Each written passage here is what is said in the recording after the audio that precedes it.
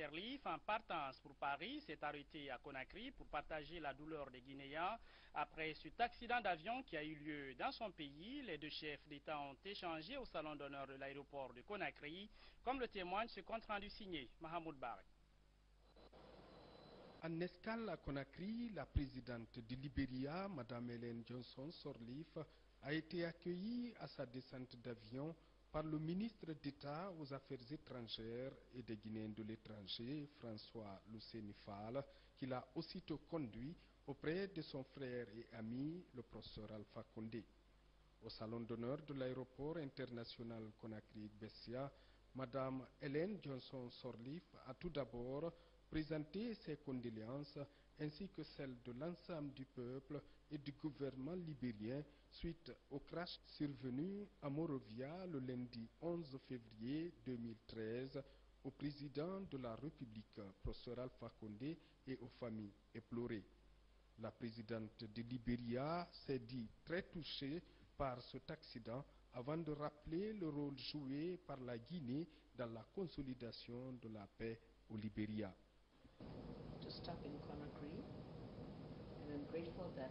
Je suis en route pour Paris, mais je suis très heureuse de m'arrêter ici et d'avoir eu l'opportunité de rencontrer son Excellence, mon frère, le président Alpha Condé.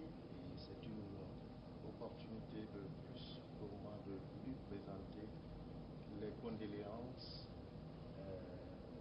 du peuple libérien à son Excellence suite à l'accident tragique.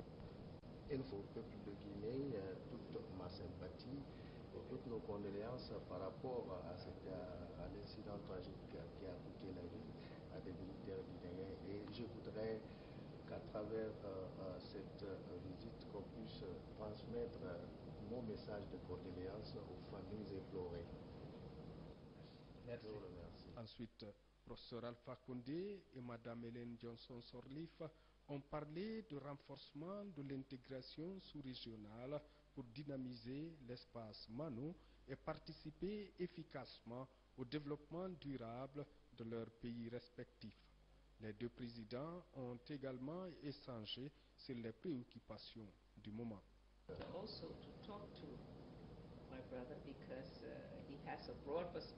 C'est un plaisir pour moi de parler toujours avec son Excellence, le président Alpha Condé, parce qu'il a des perspectives pour l'Afrique à Mano Rival. Donc je suis très heureuse de partager.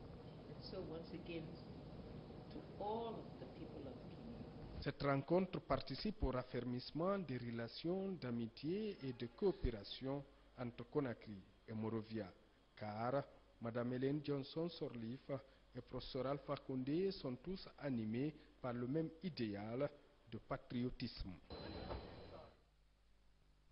Et puis, cette autre rencontre du chef de l'État avec le président de l'Assemblée nationale du Sénégal, l'émissaire de Macky Sall, vient traduire la compassion de son président et du peuple sénégalais aux Guinéens pour la disparition tragique, vous le savez, des 11 passagers de l'hélicoptère militaire qui s'est écrasé à Monrovia il y a quelques semaines. On fait le point avec Sanassi Keita.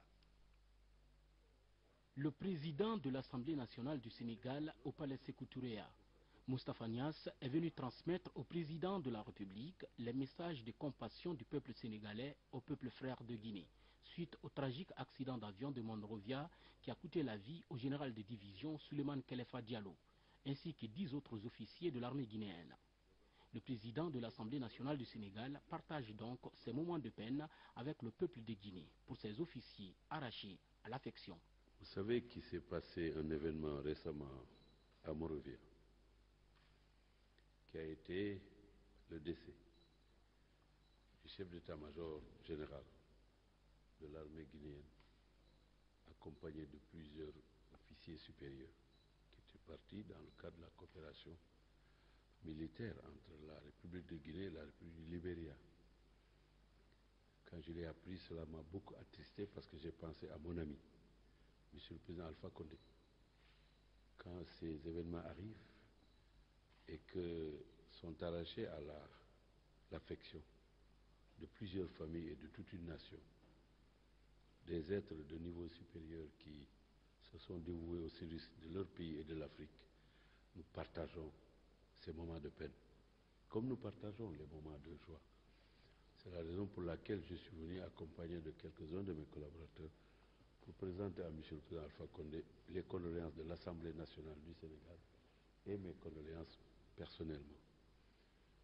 Vous savez, le chef d'état-major général qui est parti a reçu une partie de sa formation à Saint-Louis, dans un établissement de formation militaire pour les jeunes. Donc ce dé concerne aussi l'armée sénégalaise et le Sénégal. Et en tant que président de la représentation nationale, président de l'Assemblée nationale, et compte tenu de mes liens personnels avec M. le Président Alpha Condé, j'ai tenu à venir lui présenter mes condoléances. L'idée de promouvoir davantage une coopération interparlementaire entre la Guinée et le Sénégal a aussi été soulevée par le président de l'Assemblée nationale. Je saisirai l'occasion aussi pour rencontrer Madame la présidente du CNT, qui est venue m'accueillir à l'aéroport tout à l'heure à mon arrivée de Dakar. Donc je saisirai l'occasion pour que nous évoquions ensemble la nécessité et les modalités pratiques selon lesquelles nous allons promouvoir ensemble avec nos deux chefs d'État, M. le Président Alpha Condé et M. le Président Macky Sall, ici à Conakry, à Dakar, une coopération interparlementaire entre les deux parlements. Le CNT, qui bientôt certainement va être remplacé par une Assemblée nationale pour les élections du mois de mai, et nous démarrons. Cette coopération d'ailleurs a toujours existé, c'est une étape que nous franchissons ensemble.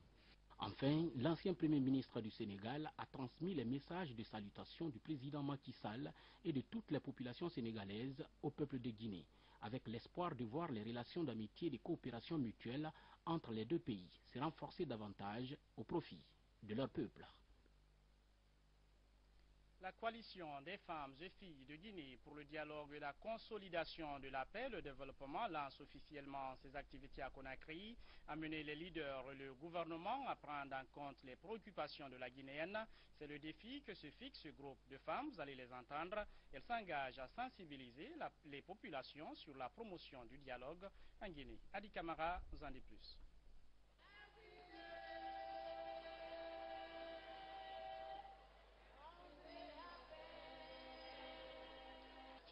C'est cette mélodie envoûtante tirée du folklore de la Guinée forestière qui annonce les couleurs ce mercredi matin au Palais du Peuple du lancement des travaux de la coalition des femmes et filles de Guinée pour la promotion du dialogue, de la consolidation de la paix et le développement.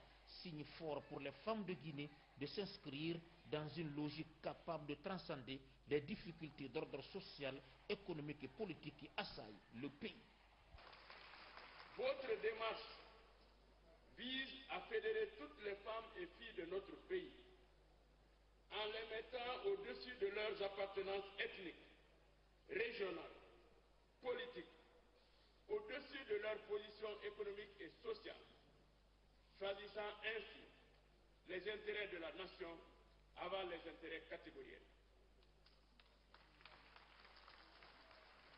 Quel bel exemple d'unité nationale que le Conseil économique et social ne peut que soutenir en lançant un appel pressant aux leaders politiques pour qu'ils vous écoutent et vous soutiennent en vue de bâtir ensemble une Guinée unie, forte et prospère comme nous la voulons tous. Vous voyez donc que vous avez les moyens, plus que jamais, de construire la paix, de construire la paix. Mais surtout, sachez que les conflits, ça naît de quoi? Ça naît de l'injustice, de l'exclusion, de l'intolérance. Et vous, mieux que quiconque, devez combattre l'injustice et l'intolérance. Combattez-les partout, même si ça doit profiter à vos propres enfants. Pourquoi? Parce que si vous faites du favoritisme en faveur de votre enfant, vous devez contribuer à germer, à pousser, à jeter les germes de la haine dans le cœur des enfants d'autrui. Et quand ceux-ci deviennent nombreux, c'est là que connaissent la contestation et la guerre. S'il vous plaît, mes chères sœurs, encouragez, éduquez, faites en sorte que les graines de la paix soient semées partout. Ni les droits de l'homme, ni la démocratie ne sont défendables dans un environnement de violence. Mettons-nous d'accord avant de faire quoi que ce soit pour que l'ensemble des discours publics soient clairs sur un point. l'exclusion absolue de toute possibilité de violence. La démocratie, c'est un système de conflit. Nous allons vivre avec les conflits et à chaque fois que nous sommes dans une logique de recherche de solutions pour les conflits, nous sommes dans un processus de socialisation. La coalition des femmes et filles de Guinée pour la promotion du dialogue, de la consolidation de la paix et le développement est un cadre de concertation qui privilégie les échanges sur les valeurs de la démocratie, de la bonne gouvernance politique et économique. L'objectif de la coalition est d'être une organisation nationale, représentative, en mesure de fédérer les femmes dans une dynamique leur permettant de devenir une véritable force de proposition capable d'influencer les décisions en vue de l'émergence d'une société juste, équitable et en paix. En effet, les femmes et filles restent marquées ces 10 dernières années par les crises sociopolitiques à répétition qui ont ébranlé sérieusement le tissu social et mis à rude épreuve nos efforts de stabilité et de développement. Ces crises, émaillées d'affrontements sanglants, ont eu pour cause la mauvaise gouvernance politique, économique, sociale, mais surtout la rupture du dialogue entre le pouvoir et l'opposition. Cette coalition regroupe plus de 130 associations de femmes à travers le pays sans aucune considération ethnique ou d'obédience politique. C'est pourquoi dans cette salle, toutes les sensibilités politiques et groupements d'intérêt économique sont mobilisés pour donner tonus aux actions entreprises par la COFIC DCPD. Je suis heureuse de voir la naissance d'une organisation de femmes dont l'idéal est de pouvoir promouvoir le dialogue, la paix et le développement. Je voudrais saisir cette occasion pour remercier également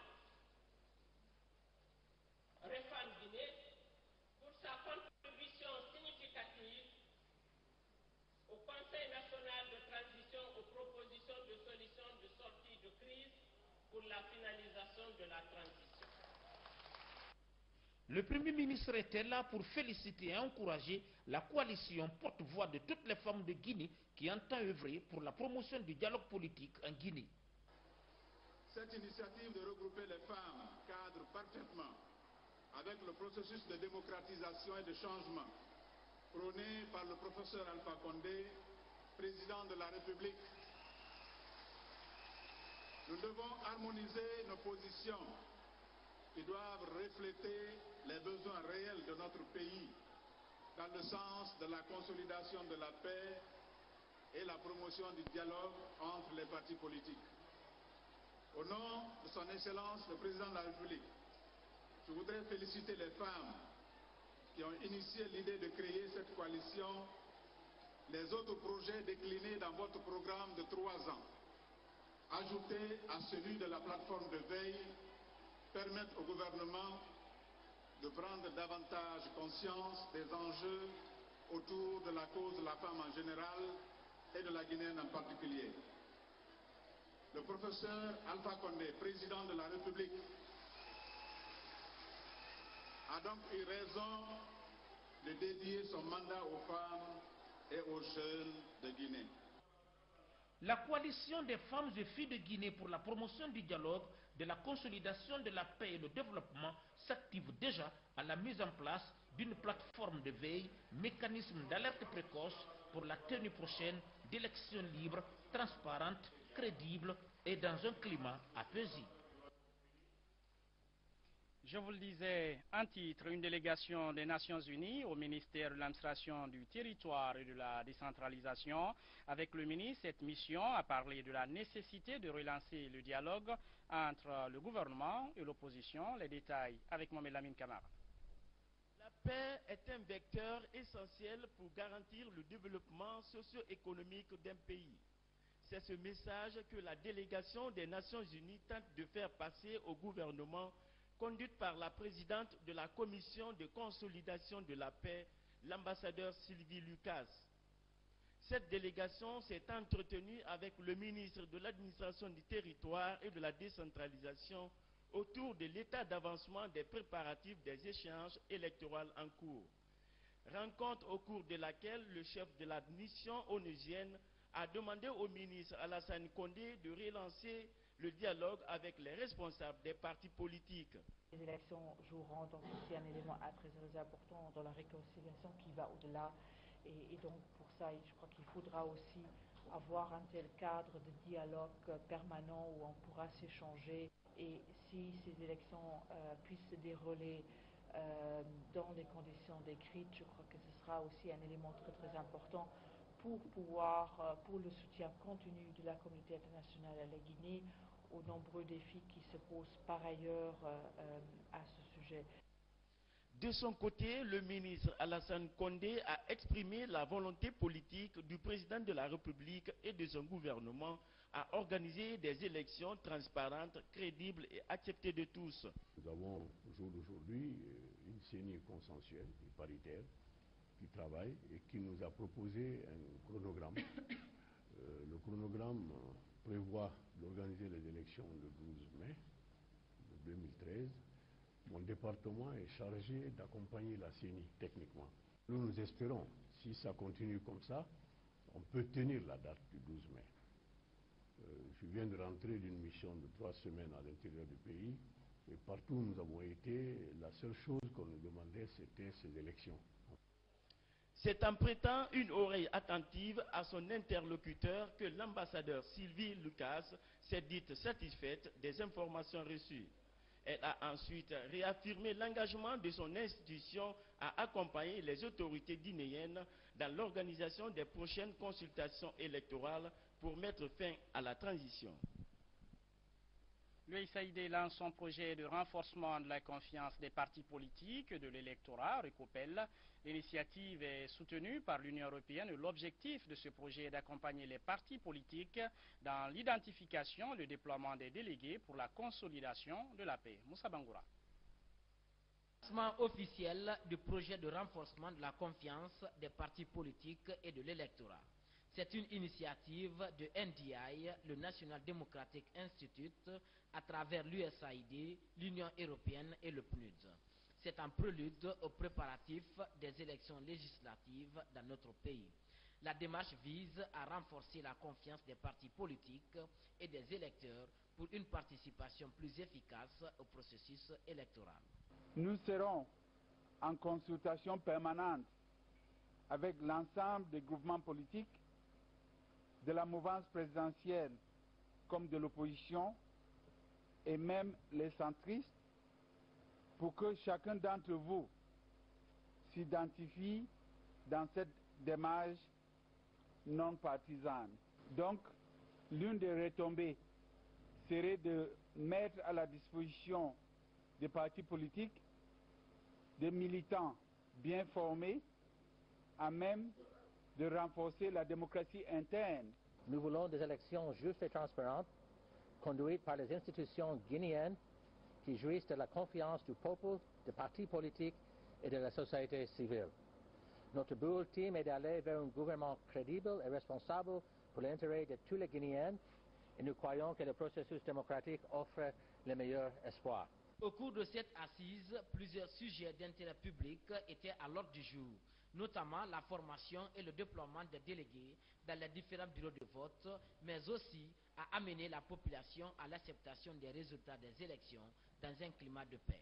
Le RECOPEL propose en effet de renforcer la capacité de planification stratégique des partis politiques guinéens dans un cadre multipartite et de leur donner les moyens pour analyser et utiliser les informations recueillies le jour du scrutin de manière responsable afin d'assurer la transparence du processus.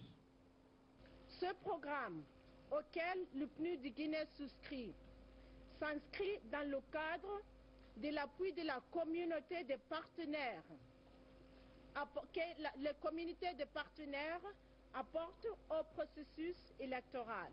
Pour le PNUD, le renforcement des capacités des acteurs et parties prenantes au processus électoral est l'une de ses lignes directrices de son axe, promotion de la gouvernance démocratique et de l'état de droit. Les partis politiques et l'électorat constituent des acteurs essentiels du processus électoral. Selon la loi, les partis politiques sont les seuls autorisés à présenter des candidats aux futures élections législatives prévues pour le 12 mai 2013. Aussi, sans électorat, l'élection est une imposture. Acquérir donc la confiance de ces deux composantes essentielles du processus électoral est un gage certain de la participation aux élections et de l'acceptation des résultats du vote. Le 12 mai prochain est la date retenue pour la tenue des élections législatives en Guinée. La CENI et les partenaires de la Guinée multiplient des efforts afin que les élections tant attendues se passent dans la transparence et acceptées de tous. Le gouvernement américain rassure d'accompagner la Guinée pour une bonne